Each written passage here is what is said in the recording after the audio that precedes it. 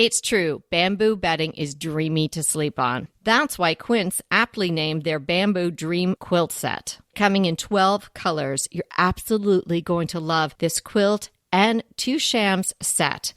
Starting at the softest of pinks and going all the way to a dark navy.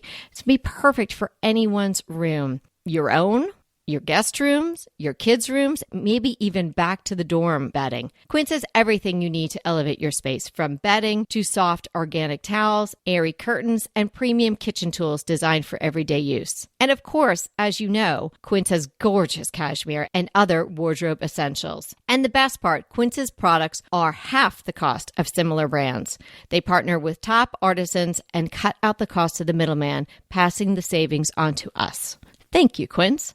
And they only work with factories that use safe, ethical, and responsible manufacturing practices, so you can feel good about your purchases from Quince. Elevate your space with home essentials from Quince. Go to quince.com/DTT for free shipping on your order and 365-day returns. That's Quince, QUINCE.com/DTT to get free shipping and 365-day returns. Quince.com/DTT. Because we can all use a little extra joy.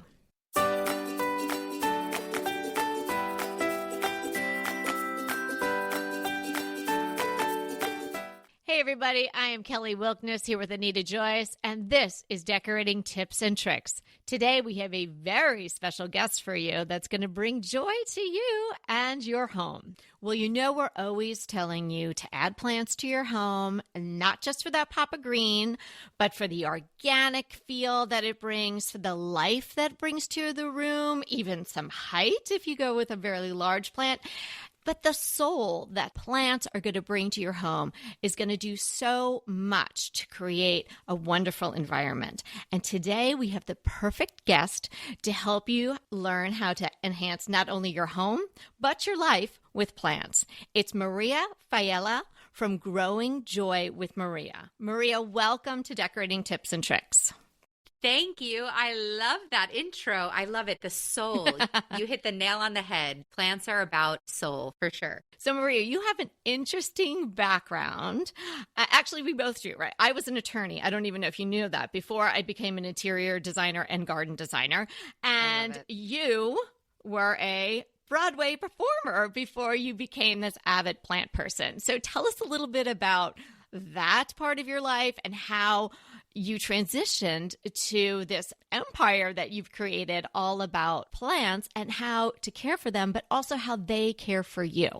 Yeah, you know, it's so funny. I love that we both have this experience of like a complete career pivot. I used to live in 500 square feet in New York City. My husband and I fled for the hills in the pandemic, and now we live on 5 acres in the Western Catskills in upstate New York.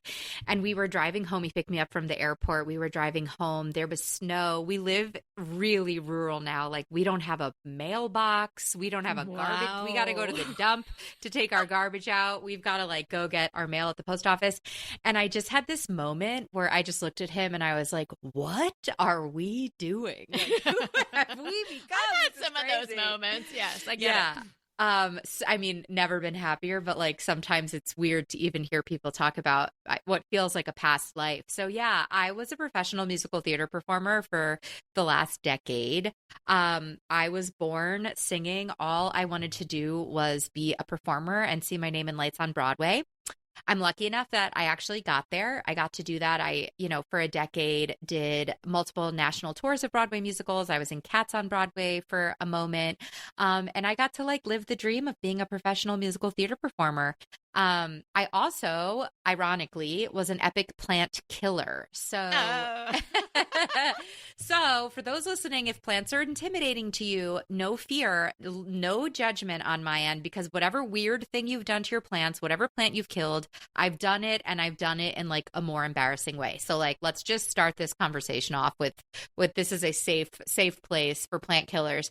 But yeah, I was really transient because, I was going on tours of I was going on national tours of shows. So I would be living in hotel rooms or moving. I was super transient. So plants were not on the top of my list of priorities. Well, that's a good way to kill them too, to leave them for 3 or 4 months in an apartment in New York. Right? Just leave them and just not even think about it. I was also something that in writing my book, I learned is actually a term that scientists have written about. It's called plant blind. So, because I lived in New York City for a decade, I was in a really urban area. This term plant blindness, which I prefer to refer to as plant bias, is this concept that, society, we've become so disconnected from nature that we really don't notice plants anymore. We'll notice animals, but we won't notice plants in the way as living, breathing things. A lot of people who live in urban cities don't know the trees on their street or don't notice the, flower boxes. And I was definitely part of that experience. So things changed for me when I moved in with my boyfriend. He's my husband now. And I wanted to nest. And even though I had this horrific history of, killing every plant I tried to bring home, I like to say I had like a houseplant graveyard of probably 20 plants. I had tried before and not succeeded. I decided, you know what, this is my home. I want to nest. We've got a little balcony. I want to grow herbs. I want some house plants. I'm in this like domesticated vibe. Mm-hmm. I'm going to try plants one more time. That started in New York City. Yeah, that started in New York City in 500 square feet. And the difference was that I Googled my way out of plant killerdom. I actually took the time to research the plants that I was bringing home. That was the big difference. I'm also super lucky that my mom is an incredible gardener. For some reason, the genes skipped me, but I come from a lineage of Italian farmers. So I called her every day. She sent me home with, some potted herbs and a little tomato plant. I came for plants for the aesthetic, for the interior design, right? I saw plants in all of the design magazines that I read, and Anthropology and CB2, they were everywhere. But I stayed for the wellness because plants ended up being the most effective wellness tool that I had in my wellness toolkit. And I am a self-help junkie. I've read every self-help book, love therapy, love it all, done every juice cleanse, done every yoga retreat. And and these simple pots of plants that were super affordable and humble ended up being my biggest teachers. It was wild. It was a wild experience. And so I was on Broadway at the time in Cats, and I had some expendable income. So I bought a bunch of plants. We went from 0 to 60. I like to say literally and figuratively, because we had 60 plants in 500 square feet in like 2 months. That's a jungle. So, yeah. Oh, yeah. Was it just an addiction because the plants were making you feel better, or what? Yeah. What brought you? Were just wanted one of each? What did you do to add up to 60 new plants? Yeah, so I started with some herbs on my balcony and like maybe 5 potted plants in my windowsills. But once they started thriving instead of dying, I say like a part of my heart opened up that was dormant. It was like spring in my heart. I felt connected to nature again. I felt connected to myself again. I was a really overstimulated, overscheduled millennial. I say I woke up with my phone in the morning, and I'd have coffee with my phone in the morning. And when I started caring for plants, I would have coffee with my plants in the morning instead. And that plants sounds much better to me. Much better, yeah. And plants ended up being this tool to really reconnect with myself, and the joy that experience was bringing me just like set my soul on fire. And so I have a totally addictive personality. And so, yes, like I couldn't stop bringing more plants home because I was just like, this is incredible. Like, this is amazing. So many worse things to be addicted to. So you have some key takeaways that you talk about on your site, and we're going to tell everybody where they can find you and all that as we go on in the episode. But I would love you to share some of your key takeaways from your experience in caring for the plants. In terms of plant care or in terms of wellness? Wellness. Yeah. So, well, number one, if you do anything listening to this episode, look at a plant before you look at a screen in the morning. That was, I just described having coffee with my plants. That using plants as a tool to disconnect from screens and reconnect with nature and yourself is the simplest, most powerful thing you can do. It's hard because we're all addicted to Instagram and TikTok. I know I am. But if you can create space for yourself in the morning after you get up, before you start your workday, before you give away your agency to your calendar, to your email, look at a plant before you look at a screen. And you can do that by, if you have an outdoor garden, you can go outdoor in your garden, smell your herbs, prune your tomatoes, spend some time adoring your flowers. Or if you have houseplants, you can have your, I have a chapter in my book about how to create a plant care self-care routine. So in the morning, can you go check if your plants need water? And as you're watering your plants, can you think, gosh, am I thirsty? Do I physically need water for my body? Or is there an aspect of my life that is parched that needs some resuscitation, right? There's a list of plant care practices that you can do because you shouldn't water your plants every day. You will surely kill your plants if you water your plants every day, but you can water them. You can inspect leaves for pests. And while you're doing that, maybe you can think about people that are having a negative influence on you that you need to kind of eradicate. Wipe the leaves clean to make sure that they're not accumulating dust. What aspects of your life do you need to dust off? So there's unlimited plant life parallels that you can create in this plant care self-care routine, where you just really use your plant care routine as a way to check in with yourself and how you're feeling. I love that practice. And even though I am a lifetime gardener, the days get away from you. And so about a year or two ago, I decided to do exactly what you're talking about. I don't start work until 8 a.m. or if I can get away with it, 8:30. Instead of jumping out of bed and getting right on my computer and starting the day, I'm going to take some time when the weather's permitting. I do go out in my garden and I just putter around, and it does give you the opportunity not only to check in with your plants, but it gives you the opportunity to check in with yourself. I love what you're saying about plant care and self-care running in parallel, because it's such a synergistic force between that living plant and your being and your soul. So I love what you're talking about. I'm sure your book is filled with even more information about all of that. So when someone tells you that they have a brown thumb, what do you say to them? I say, no fear, I'm here. I say, listen, you don't know what you don't know, right? So if you weren't raised around nature, or you weren't, if this doesn't come naturally to you, that's okay. The two things that I see is, number one, a lack of understanding for your indoor light. So with houseplants specifically, a lot of us overestimate how much light we have inside. So even if you have the brightest, sunniest apartment or home, that light exposure, the volume of light that your plants are getting is still like 1/10 of what they would get outside in shade, right? Because you have to think about the windows, the diffusion of the light. It's only coming from one direction. So I think I see a lot of people think that they have, and then, you read a plant care card and everything says this plant likes bright indirect light. Well, what the heck does that mean? What the heck is bright indirect light? One person with very limited information has written all of those plant tags, for sure. Totally. So, and when I was first accumulating my 60 plants, I thought bright indirect light meant anywhere in my apartment that wasn't right next to my windowsills. And I put highlight loving plants on my kitchen counter that was 6 feet from my window, and had to learn that was actually super low light. If you need help understanding your indoor lighting environment, I have a free download on my website called Understanding Natural Light Worksheet.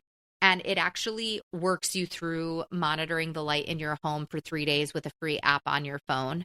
And it helps you assess what actual light you're working with. Rule of thumb, if you have unobstructed views out of your windows, so you don't have like a building blocking you, southern facing windows get the most exposure, the most light exposure. They're going to get the most amount of sun. Next strongest is west, because the sun rises in the east. It gets hotter and stronger as it moves over to the west. So western is second strongest. Third strongest is eastern, and that beautiful morning light is perfect for a lot of plants. And then your lowest amount of light, if you're in the northern hemisphere, is your northern windowsill, because that's actually not getting any direct light. So, that's a general rule of thumb to start. And then notice that as you kind of assess your indoor environment, even if you have southern facing windows, the 6 inches from your window, maybe 1 foot, is really where that high light environment is going to be. And then you're in the medium light territory. And then once you figure out what light environment you have, you pick the plants that match that. Great tips. So just back to the concept of the brown thumb. I hear this a lot from clients, listeners, friends. Oh, you're just so good at gardening and you have a green thumb. I have a brown thumb. I hate that when people say they have a brown thumb. It's just so defeatist. And no one was born a gardener. Your family who were, working the fields in Italy and then maybe in America as well, they weren't born knowing how to garden and how to grow things. It's a knowledge base. You didn't know how to do it, and now you're an expert in the field, literally and figuratively. Yeah, I mean, plant care is a hobby just like fishing or knitting, right? Like you have to learn, Right. you have to get the needles and you have to learn how to do knit and purl, right? If you're knitting or cooking, you have to learn how to read a recipe and how to cook and the different oils. Like it's a hobby, right? Just like anything else. So and what you're sharing today, which is some great concrete information already about light exposure and other aspects of plant care, you just have to build the knowledge. So resources like your website, your podcast, your book, my website, and so many other gardeners that I'm sure you know of, I know of, we both enjoy. And there's so many gardeners out there, and it's a wonderful community of people. I don't think I've ever met a gardener I didn't Oh my like. gosh. I say plant people are kind people. Like I think the plant community is the kindest community because if you think about it, if you're going to spend your expendable income, your spare time on learning to care for something that can't communicate with you, it can't bark at you, it can't cry when it's hungry, right? These plants, I say they're like little green aliens. Yeah. People who spend their time taking care of plants are just generally empathetic, sweet, caring people. And when you meet another gardener, no one else, like everybody else is gone. All of a sudden you're locked in with that gardener. You're figuring out, how you can swap. I met a girl at a event last year and we talked for 40 minutes. We arranged, she gave me dahlia tubers. I gave her sunflower starts. Like we were best friends. I mean, we were strangers. And then all of a sudden we were like best friends. Right, because you literally have this common ground together.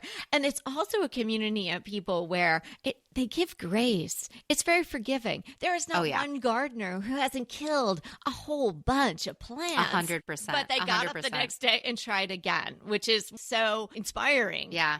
Like you said, I've yet to meet a gardener or a plant parent who's not killed something. And I just did an interview on my podcast with Joe Lample, who's one of the best I love gardening. Joe. Yeah, he's like the greatest gardening expert ever. He has a TV show.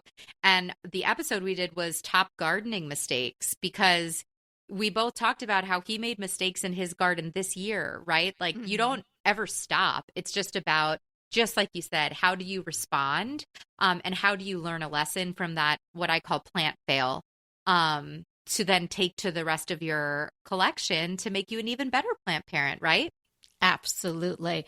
And so for people who are still thinking maybe they have a brown thumb or somebody who just wants some easier care plants, maybe they travel a lot, something like that, what are your 3 top easy care houseplants? So I actually don't think there is one blanket easy plan for everyone. It's a big reason why I launched a plant parent personality test. Which I took. What's your personality? Well, I was going to make you guess, but it's mindful. Mindful. Yeah, I was going to guess that. Or maybe design because you're an interior designer. But the biggest problem that I see is people picking the wrong plants for their personality in addition to their environment. So if you're someone like me, back when I was a performer, I was traveling all the time. I was busy. Plants were not my priority.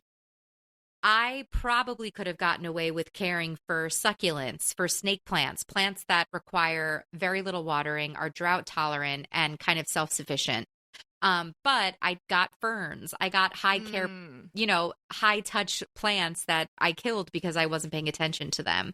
So after speaking to thousands of members in my community, I kept seeing these 5 different personality archetypes pop up.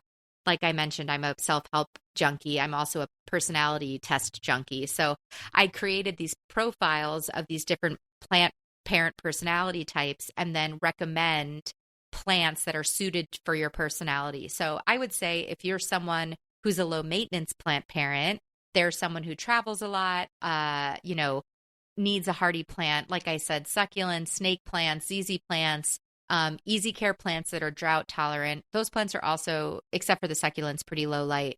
Mindful plant parent like you are. So mindful plant parents are people who totally subscribe to the self-care plant care thing. They're going to want to, have a self-care plant care routine. They're in their gardens every day. They're with their houseplants every day. And they can overlove their plants, right? They're prone to overwatering, kind of helicopter plant parenting.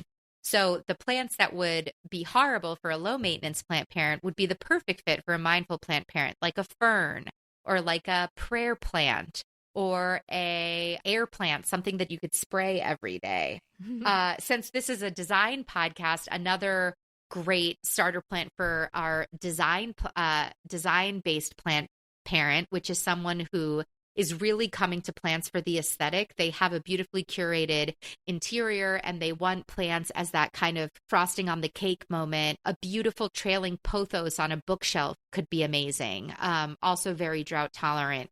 A Rhaphidophora tetrasperma or a Monstera plant, which has incredible jungle sculptural leaves with holes in them, could be really beautiful. Oh, also known as the Swiss cheese plant, I think. Yes, right? Exactly. Yes. Hey, we'll be right back with the rest of the show, but keep listening so we can continue bringing you DTT. I can't stop using dupe.com. This is an amazing website, service, best friend. I absolutely love it. So you find something that you really want and it's too expensive. It's a budget buster. Then you use dupe.com and you can find almost the exact thing or very similar products for much less. So I was crushing on this incredibly gorgeous coffee table. I had it in my mind. I had it in my Pinterest boards. I had it everywhere, but I just didn't have it in my house because it was too expensive. When I learned about dupe.com, that was the first product that I tested. And boy, did I find some amazing dupes. And I purchased one. So the original was almost $3,000. And Dupe showed me many choices, all the way down to under $200. Now, you may think something this extraordinary is hard to use, but it's so easy. Just type dupe.com/ before any product URL in your browser, and boom, it instantly finds you less expensive alternatives.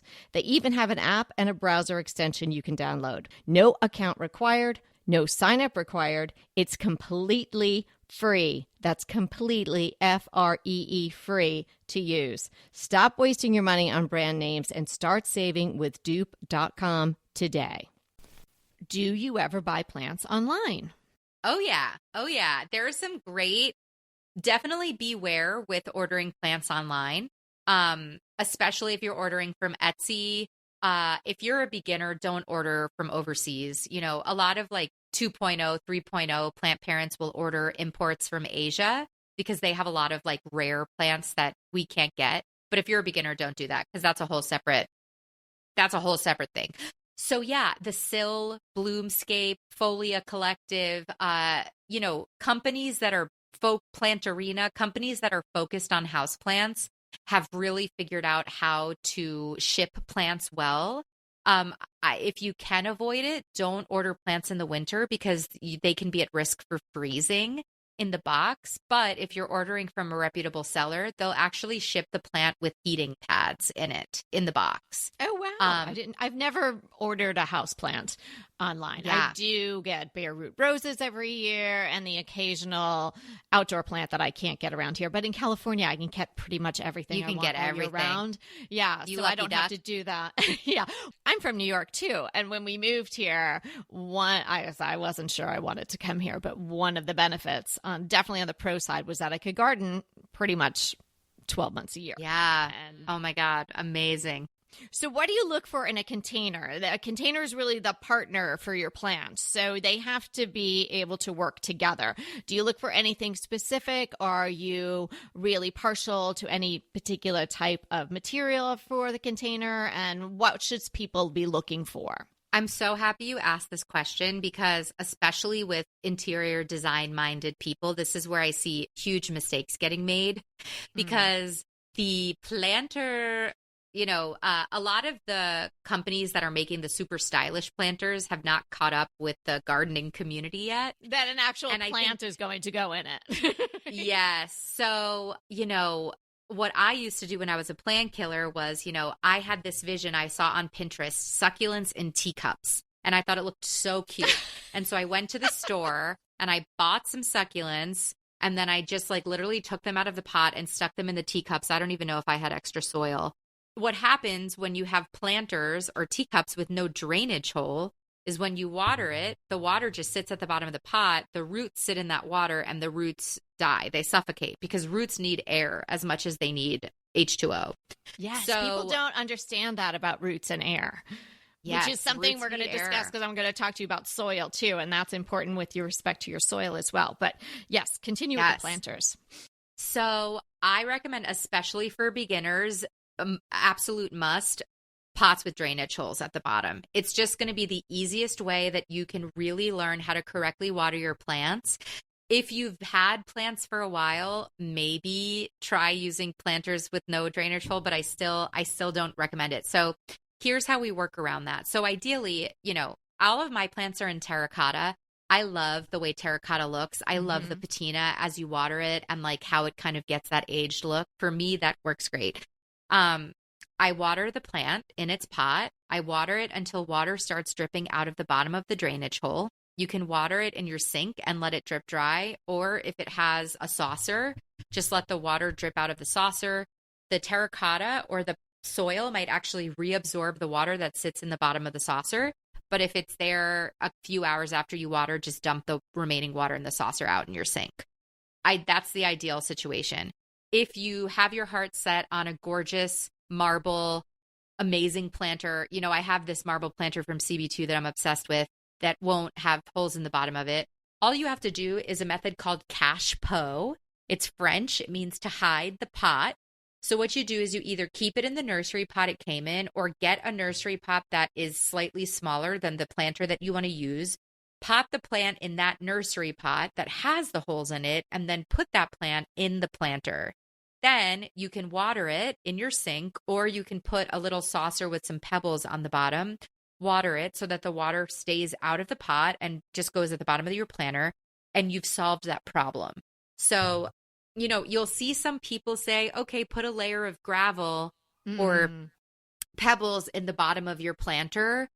You can do that successfully. I've done that successfully. You can also do that unsuccessfully. So I would say, just set yourself up for success and get a planter with holes in it. You can also drill holes in the bottom of any planter with a diamond drill bit. And there's tons of videos on YouTube of how to do that. So if you also don't want to do the cache-pot method, just drill holes in the bottom of your planter. Excellent tips. Are there any plants that you would suggest you water from the bottom? So you take them out and sit them in another bowl or a dish that's deep enough to have some water and then just let them soak up from the bottom? Or are you watering from the top? This is a great question. I like to mimic nature as much as humanly possible. And plants normally get watered through rain, which is top watering. So I would say 80% of the time, maybe 90% of the time, I'm top watering. But bottom watering is an amazing practice that is very useful for multiple things. If you have a lot of small pots and you don't want to individually water them all, you could get a big basin, put all your small pots in and bottom water just like you described. Or if you've forgotten about a plant and the soil has gotten compacted, which is when the soil gets kind of hard and you notice that the soil has pulled away from the inside of the pot, you can't, that soil has become hydrophobic. So if you try and water it from the top, the water is just going to run over the sides of the soil and the interior of that soil is still going to be super dry. So a way to rehydrate it is to bottom water and through capillary action, the soil will rehydrate itself, but it's a much slower process. So I would say, if you're feeling lazy, bottom watering is an amazing option. It's an amazing option for the situation I just described. Also, though, just something to know, I do know a lot of people who bottom water exclusively because they just find that it's way easier. And if you do, that's totally fine, but just make sure that once a month, you're giving your plants a flush from the top, Mm. because when you bottom water plants, they're absorbing all of those minerals and there's no way for them to escape. So if you're going to bottom water full time, I would say once a month, just give your plants a great tap water where you give them a full flush, all the weird minerals that are in our tap water, rinse through it, and then you can kind of start fresh again. That's a really great tip that people wouldn't think about, the minerals that are in your tap water. But you also don't want to water plants with a water softener water. That's not good for them either. So probably going with regular tap, or if you want to use your filtered water on plants, that would be fine as well. I think watering from the bottom is good for certain plants that really don't like to have their leaves wet as well. So orchids, like don't African really like violets. that. African violets don't like that. So that's how I would do my orchids. And it's a great reminder too about something you talked about in the beginning, that plants are alive, right? And you can put a bowl or maybe a pie dish or something where there's a lip, fill it with water, sit your plant in there, go about your business, and come back and the water's gone. So that live thing sucked up all the water it needs. And if it's all gone, you should maybe put some more water in there and see if it's fully hydrated.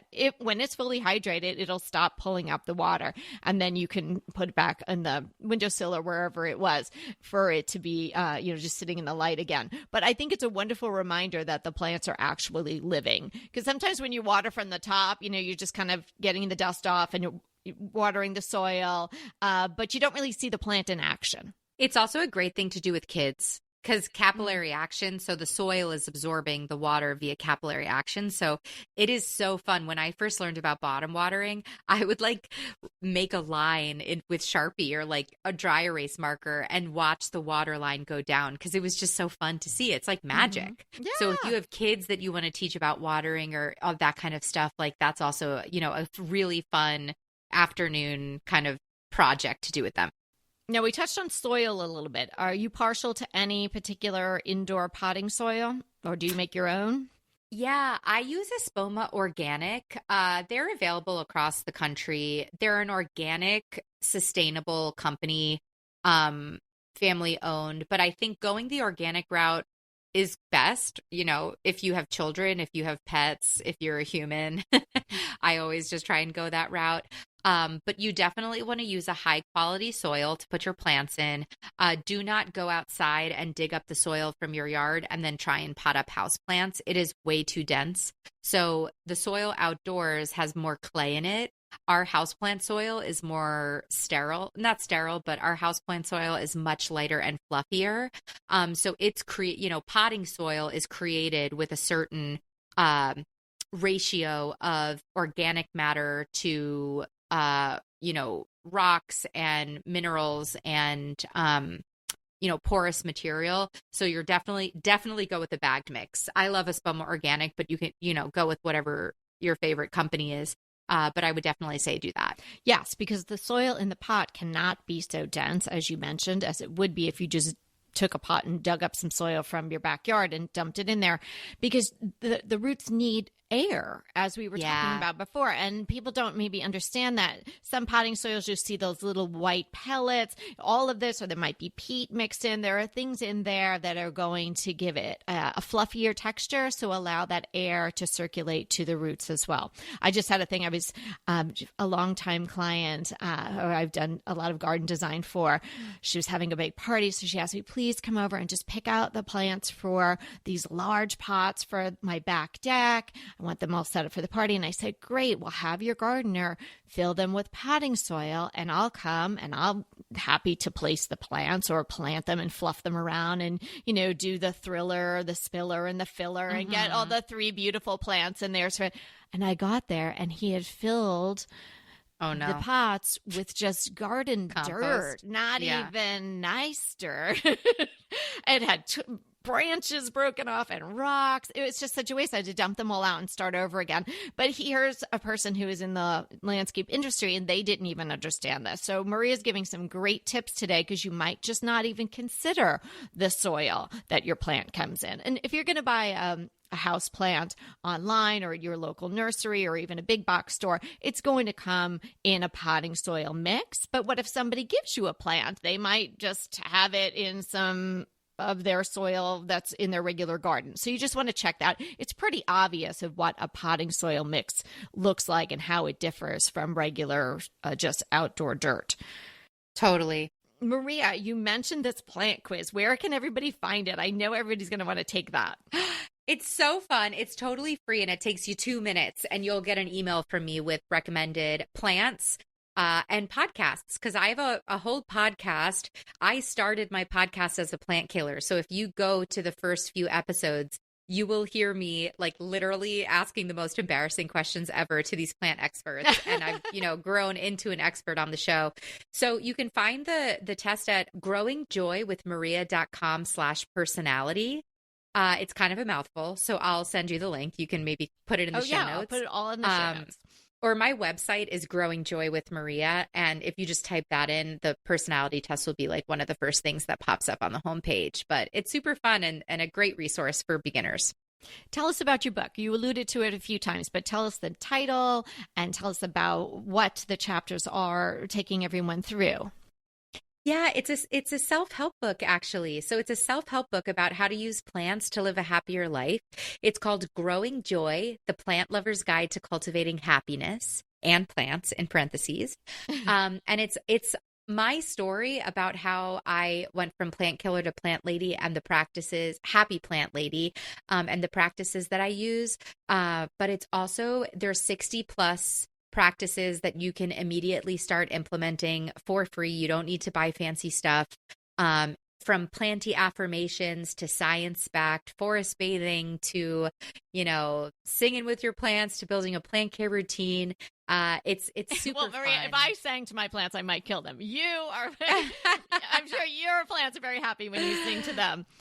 Totally. I love that. And there's also in the back of it, if there are any beginners, there is a plant killer to plant person crash course. So I'll hook you up with everything you need to start successfully caring for plants. Terrific. And where else can everyone follow you? Tell us, how do we get to your podcast and your Instagram or your YouTube or any place else that you are?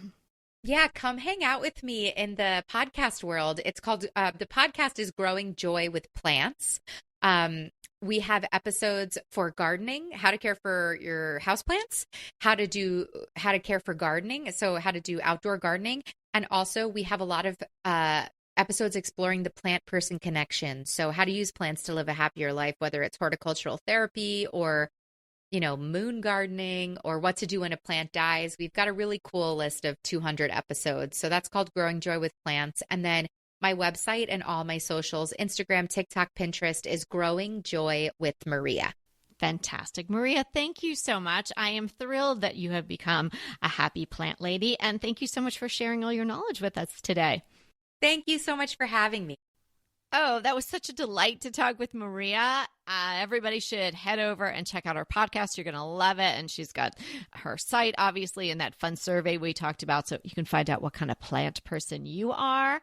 And Anita, what are we going to find out today with the DTT defines?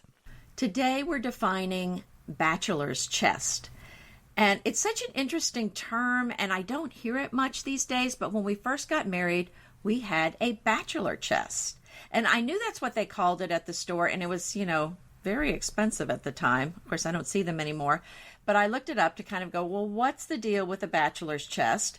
And it is a small, shallow, relatively low chest containing 3 or more drawers.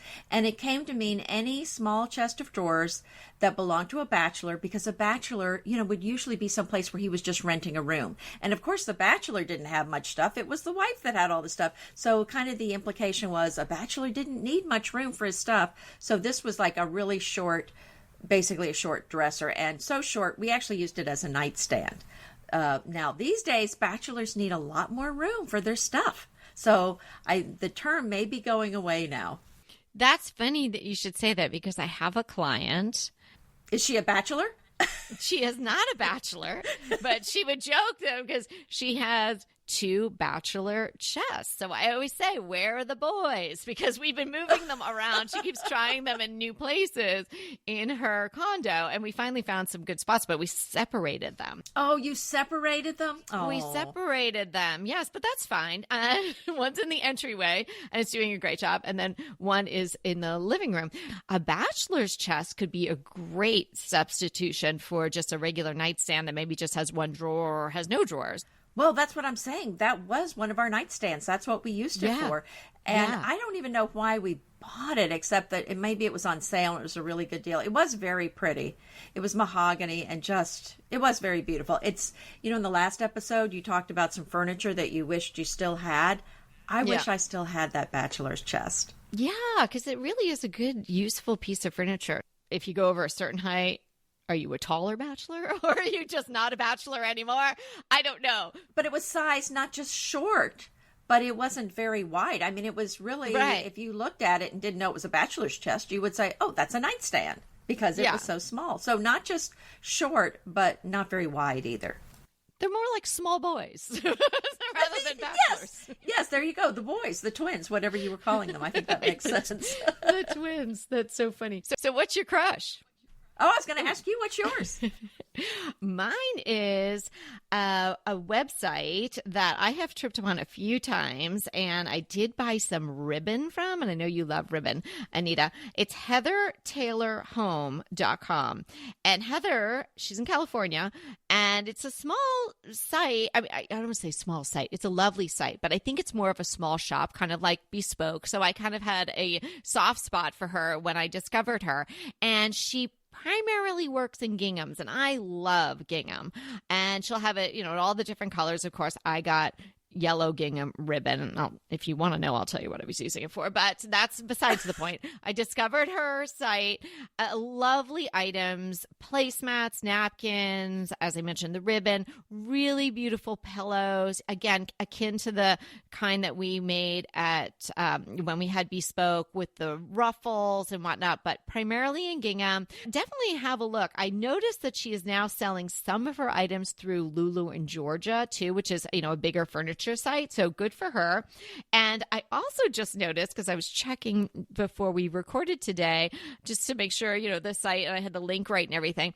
She now has a cabin that she's renting as, I guess, an Airbnb, or not, maybe not through Airbnb, maybe directly through her, but it's the Heather Taylor Home Cabin in Idlewild, California. So if anybody wants to go to Idlewild and they want to stay in a very well-decorated home, then I would suggest checking out her cabin. So it's so darling. There's gingham everywhere. It's so cute. It looks like great views. heathertaylorhome.com. She's got a lot of sweet things. Have a look. I love gingham and I love ribbon, so I have got to check that out. Yes. Because I might need some more ribbon. You never know. You never know. It's good to have it on hand. I had to buy more than I wanted, but mine is yellow. You're not going to like that, or I would share. So my crush is an older TV show. I watched it years ago, but we're watching it again and just remembered just how funny it was. And the show is The IT Crowd. It's a UK production. It's on Netflix now, but you can also watch it on Amazon, but you'll have to pay for it on Amazon. It's about an IT department, and of course it's in the basement of the building. They get the crappy, office space. It looks kind of more like a dungeon than anything else. It's so funny. There's the two computer nerds, I'm using air quotes here, that are the IT people. And the writer who came up with this show said, I went to the actor Richard, it's a little funny pronunciation, Richard Ayoade. He went to Richard Ayoade and said, hey, I wrote this part, thinking about you. And Richard said, oh, so do you want me to put on like a funny nerd voice? And he said, no, really, just be yourself, which apparently Richard was a little offended by. But Richard is naturally a nerd. He is hilariously funny. But they have like on their answering machine, it just, when people call, they say, have you tried turning it off and on again? And it's just funny to me because people used to come to me for computer help all the time. And that's what I would say. before I said anything else. Yes, that is so funny. Oh, yeah, that sounds like a good one. I have never heard of that. Well, thanks so much for hanging out with us today and with Maria. And remember, we're here to inspire you to create a beautiful home. Until next time.